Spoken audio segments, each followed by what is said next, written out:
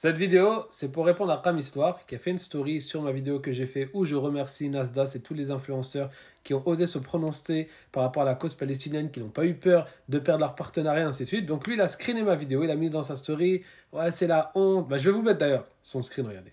Donc voici sa story, les gars, il accueille des trans et les gays chez lui, blablabla. À la fin, on trouve le moyen de lui dire bravo parce qu'il a dit de ne pas boire du coca, on est tombé tellement bas.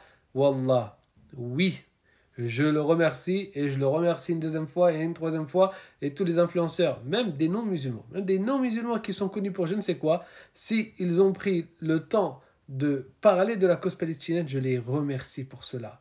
Parce que celui qui ne remercie pas les gens, il ne remercie pas Dieu comme notre prophète sallallahu alayhi wa sallam, il nous a enseigné. Et quand je vois mes petits frères, mes petites sœurs, nos mamans, nos papas, à Gaza, subir ce qu'ils subissent et qu'il y a un silence complice mondial et que je vois des gens qui savent que lorsqu'ils vont parler, ils vont perdre peut-être plusieurs contrats et qu'ils parlent quand même pour défendre, eh ben je les remercie pour cela. Et les remercier pour cela, ça ne veut pas dire que tu acceptes tout ce qu'ils font dans leur vie. Non, pas du tout. Mais voir blanc ou noir, c'est toujours la même chose chez les Madakhila. Excuse-moi mon frère, mais c'est la réalité. Vous n'arrivez pas à voir.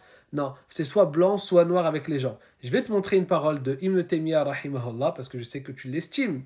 Peut-être que j'espère qu'elle te fera réfléchir.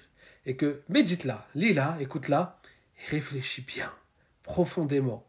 En tout cas, bravo à tous les influenceurs qui soutiennent la Palestine. Peu importe ce que vous êtes, peu importe ce que vous faites de manière générale.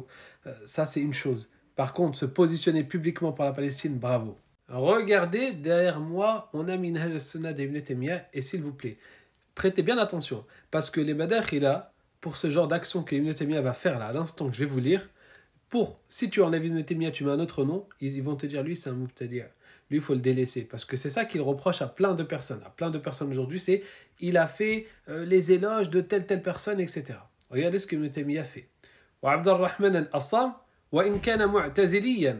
Donc il nous dit Abdurrahman al-Assam, et quand bien même il était mu'tazilite. Donc il était mu'tazilite. فَإِنَّهُ مِنْ فُضَلَاءِ النَّاسِ. Il fait partie des gens du mérite. وَعُلَمَائِهِمْ. Et parmi leurs savants, وَلَهُ تَفْسِير. Et il a un tafsir. Et juste après, regardez ce qu'il dit, en parlant de lui et son élève Ibrahim.